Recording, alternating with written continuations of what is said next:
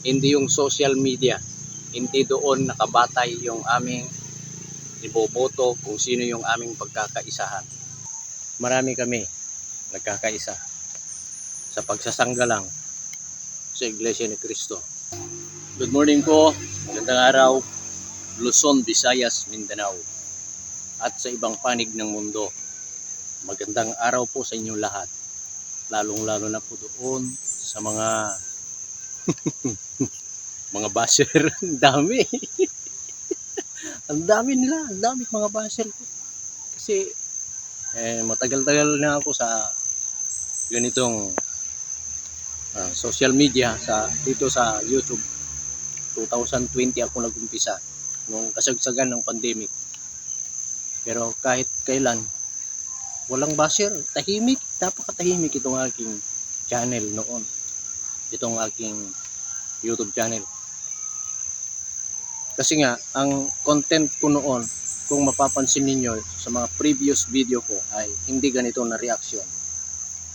Nagsigawan na lang ako ng ganitong mga reaction noong pagkatapos ng rally, lumabas si Epifanio Labrador. Doon ako nagsimula dahil hindi na ako nakapagpigil. Sa totoo lang, matagal ko nang gustong gawan ng reaction yung mga ganong mga klaseng mga video na kumakalat patungkol sa Iglesia ni Cristo, yung paninira. Pero hindi ko ginagawa. Subalit nagmalabis yung iba, nagmamalabis. At doon nga ay tahimik yung aking channel noon. Tahimik. Walang nambabas. Pero nung gumawa na ako ng mga ganitong mga reaksyon, iyon na, naglabasan na sila. Nakikita niyo yung aking paligid. Nandito ako sa parang kagubatan ito. Pero dito lang naman sa aking likod. Sa bandang harap dyan, highway yan. Dito, yan yung aming trabaho. Nagpa-relax lang ako rito para maging relax yung isipan. Presko ba?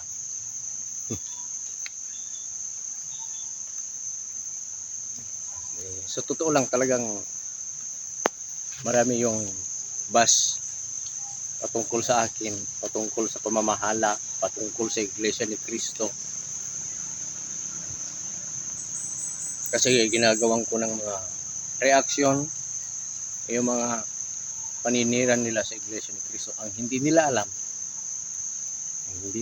ito tandaan ninyo,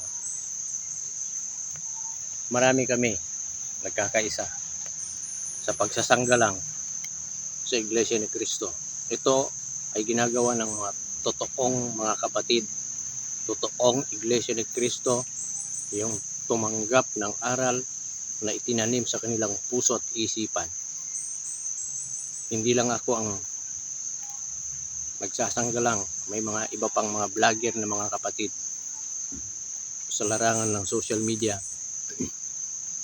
Kaya maraming salamat sa lahat po ng mga kapatid na nakasuporta, na nakikipagkaisa sa pamamahala.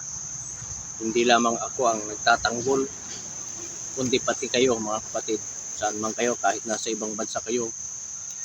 Katulad ngayon na talagang napakainit ang mga issue patungkol sa pagkakaisa sa Iglesia ni Cristo. Kasi ang nakikita lang nila ngayon, yung pagkakaisa sa pagboto. Hindi nila alam, napakarami yung ginagawang pagkakaisa sa loob ng Iglesia ni Cristo. Nariyan na magkaisa para maglingap, nagkakaisa para tumulong sa lahat ng mga nangangailangan. Yung paglingap, yung pag-aabuloy, nagkakaisa ang mga kapatid diyan, nagkakaisa. Iisang aral, iisang doktrina, iisang paniniwala. Bakit? Maraming pagkakaisa. Bakit po nagkakaisa sa lahat ng bagay, sa lahat ng gawain sa loob ng Iglesia ni Cristo? Sapagkat kami ay nasa iisang katawan. Iisang katawan. Hindi pwedeng magkanya-kanya yan. Ikaw, yung katawan mo, pwede ba yung isa mong paa papunta sa kabila, yung isa mong paa papunta sa kabila? Hindi pwede. Nasa iisang katawan yan. Kung anong gagawin ng isang kamay, tumutulong yung isang kamay. Ganyan po sa loob ng Iglesia ni Cristo. Kung saan tumingin yung isang mata, doon yung dalawang mata para malinaw. Napakalabo ng pangunawan nitong mga basher. Pinipilit nila itong si Munting Tinig TV na yung una niyang birada noon sa Iglesia ni Cristo. Sabi niya 3 lang daw na senador. Tapos kahapon nadagdagan. Hindi lang siya, maraming nagsasabi. Hindi lamang si Munting Tinig TV ang nagsasabi tungkol sa mga pagkakaisahan daw ng Iglesia ni Cristo ng mga politiko. Ang pinagbabatayan nila, social media. Social media. Kami ang pinagbabatayan namin yung palibot liham. Alam niyan ng mga kapatid kung ano yung palibot liham, circular. Hindi yung social media. Hindi doon nakabatay yung aming iboboto kung sino yung aming pagkakaisahan.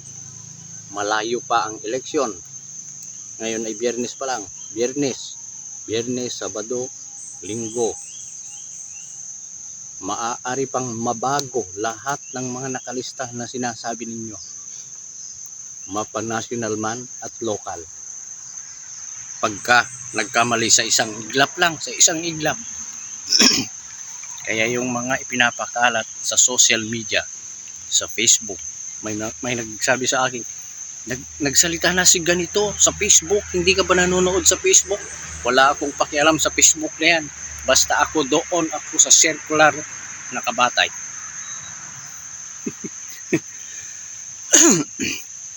Hindi yung Facebook ang sinusunod namin, kundi yung tagubilin. Malinaw po yun ha, yung tagubilin. Kasi may mga hindi ko alam kung anong nasa utak ng mga taong sabi ni Munting Tinig, hindi ko kayo inaaway, kayo ang nangaaway. Eh siya itong nauna eh. Paano nauna? Sabihin mo ba namang niloloko ng pamunuan ng Iglesia ni Cristo ang kanilang mga leader? Sinabi mo yan, ito, panukurin mo. Tapos sasabihin mo, kami ang nangaaway sa iyo. Sinasabi mo sa iyong mga vlog na yung matitinong mga Iglesia ni Cristo ay nandyan sa channel mo. Mga fake yan ng mga Iglesia ni Cristo. Hindi yan mga tunay na Iglesia ni Cristo. Sila yung mga, kung totoo man na nakinig sila sa aral, kung totoo man na umanib sila sa Iglesia ni Cristo, ay pakunwari yung pagtinig nila ng aral, pakunwari yung pagiging Iglesia ni Cristo. Ito, pakinggan mo yung sinabi mo patungkol sa pamamahala.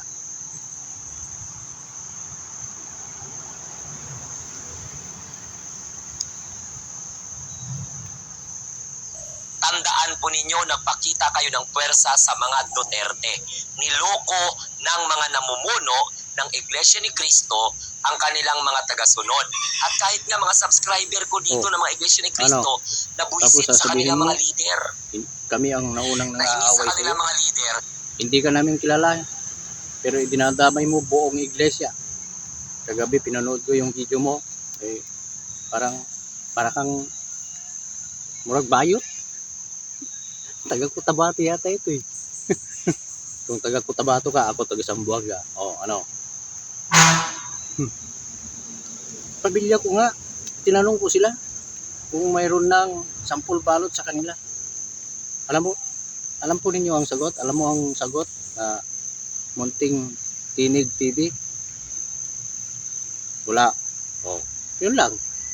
Ibig sabihin, mga Sabado o kaya Linggo, doon pa lang namin makukuha yung sampol balot. Tapos ang dami-dami mong pinapakalat. Nauuna ka pa sa mga TV. Wala pa kang binabalita sa Net 25. Net 25, istasyon ng Iglesia ni Cristo yun.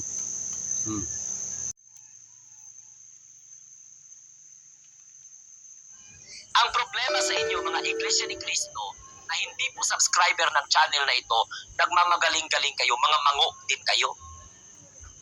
Ha? Kung totoo na hindi nag-endorse ang Iglesia ni Cristo 2 days or 3 days pa bago mag-eleksyon, ay di maraming salamat. Fake news pala yun. Kung hindi naman, kung totoo naman yun, problema nyo na yun. Pero Ano itong kalukuhan ng taong ito? you cannot. Matatawa ka talaga rito eh. Nanggigigil siya eh kung ano-ano yung sinasabi niya. Para na rin siyang, wala nga siyang pinagkaiba kay Epifanio Labrador. Lumalabas na yung kasamaan ng bibig. Kung ano-ano nang sinasabi. Samantalang siya itong naunang nangaway. Tayo daw ang unang nang-aaway sa kanya. Eh, binanggit mo Iglesia ni Cristo.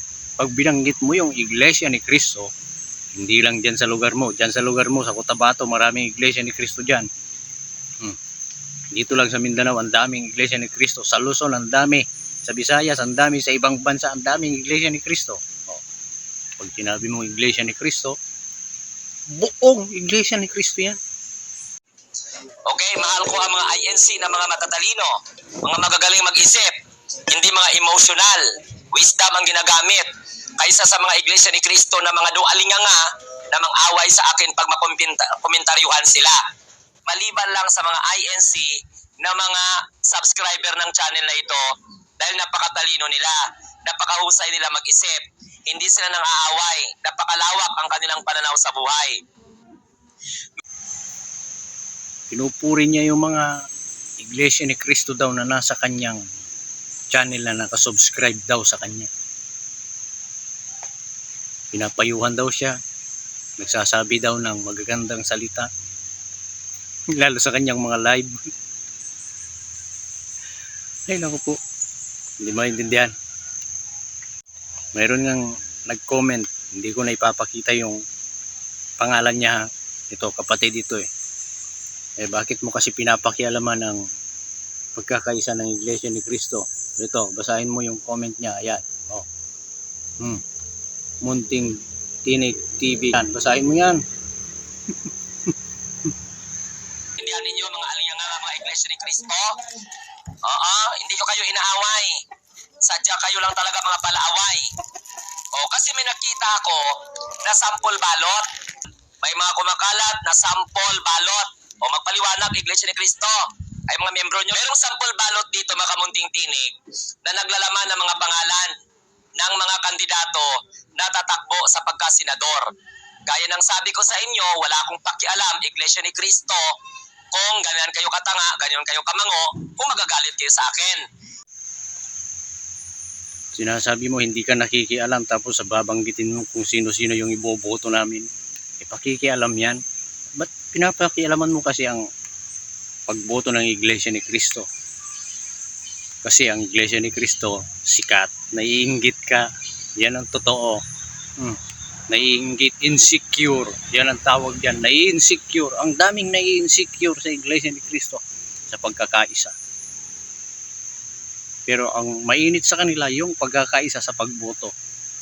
Hindi nila nakikita yung ibang kaisahan na ginagawa sa loob ng, yun lang rally noon. Oh, di ba't nagkaisa? Pero hindi pa lahat yun ha. Hindi lahat kasi hindi inobliga, lalo na yung mga may sakit. Yung mga matatanda, yung mga buntis, hindi inobliga lahat. Pero maraming nakipagkaisa. Sa pagsamba, nagkakaisa. Sa pag-aakay, nagkakaisa. Sa pag-aabuloy, nagkakaisa. Sa pagtulong sa mga nangangailangan, nagkakaisa. Yan ang kiniinggitan. Kaya yung religion mo, ang batayan mo, nagkakaisa ba kayo sa aral, sa doktrina? Okay, mahal ko ang mga INC na mga matatalino, mga magagaling mag-isip, hindi mga emotional, wisdom ang ginagamit, kaysa sa mga Iglesia ni Cristo na mga dualinganga na mang-away sa akin pag makomentaryuhan sila. Oh, gusto ko lang ipaalam sa inyo mga ICC, hindi ako chismoso. Okay, hindi rin kayo chismosa. May mga nabalitaan tayo ulit. Hindi chismoso, hindi rin daw chismosa. Pero may nabalita, ulit nga, ulit. Gusto ko lang ipaalam sa inyo mga ICC, hindi ako chismoso. Okay? Hindi rin kayo chismosa. May mga nabalitaan tayo ulit at kumakalat ngayon sa social media. Napakagulo nito. Munting Tinig TV. Ano ba talaga? Marites ka ba? Chismoso ka ba? Reporter ka ba? Ang gulo. Magkakahalo yung sinasabi mo eh. Nagkakahalo para talagang si Epifanio Labrador. Puring-puri mo yung mga miyembro sa Iglesia ni Cristo daw na nandyan na nakasubscribe sa channel mo. Pero yung mga hindi nakasubscribe sa iyo ng mga Iglesia ni Cristo tapos sinasabi mo inaaway ka, ikaw itong naunang nang away sa Iglesia ni Cristo. Yan ang totoo. Huwag kang magsinungaling. Munting Tinig TV. Ay nako. May tanong pa siya eh. Kung iboboto daw ba? Binasa niya kanina eh. Kung itutuloy natin yung video niya, binasa niya yung mga kumakalat daw sa social media. Sa social media siya eh. Hindi sa Iglesia ni Cristo, sa totoong Iglesia ni Cristo, doon sa Tagubilin, naninindigan. Sa Tagubilin, sa palibot liham. Ayon sa kanya, sa social media, totoo man daw o hindi. Alam mo palang, totoo man yan o hindi, binabanggit niya, totoo man o hindi, wala akong pakialam. Ay naku. Hindi ko malaman kung anong takbo ng utak ng taong ito. Nanggigigil siya eh. Tapos, iboboto daw ba? Ituloy natin na iboboto daw ba natin yung mga binabanggit niyang mga pangalan na kumakalat daw di umano sa social media. Kung sakali na totoo, kung sakali man na totoo, oo, iboboto namin yan. Kahit sino pa yan. Kahit pa si Kibuloy, kahit pa si Willie Rebillame, kahit sino, basta't ipinasya ng pamamahala. Dahil alam nila kung ano yung nakakabuti para sa iglesia. Nasa tingin ng marami, nasa tingin mo, Munting Tinig TV, masama. Nasa tingin mo ay masama dahil nag-comment ka patungkol kay Bong Revilla na ganito. Pero mayroong nakikita ang pamamahala sa Iglesia ni Cristo na hindi mo nakikita. Ang nakikita nila ay yung ikabubuti para sa bayan, para sa Iglesia ni Cristo. Yung ginawang pagrally ng Iglesia ni Cristo noong January 13, nakita ng pamamahala kung ano ang masamang ibubunga pagka nagkakanya-kanya. Ito na ang resulta. Nangyayari, nagkakagulo sa gobyerno. Yun ang nais niyang ipabatid sa mamamayan. Mayroon silang nakikita na hindi nakikita ng ordinaryong tao. Hindi yan basta-basta yung pamamahala. Ano ang halimbawa?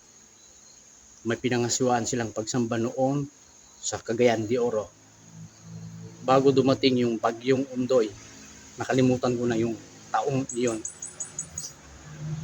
Nagbabala siya sa mga pagsamba. Sinabi niya mayroong paparating na isang malaking parang tawag niya rito ay sakuna.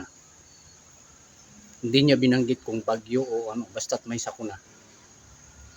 Disyembre yun.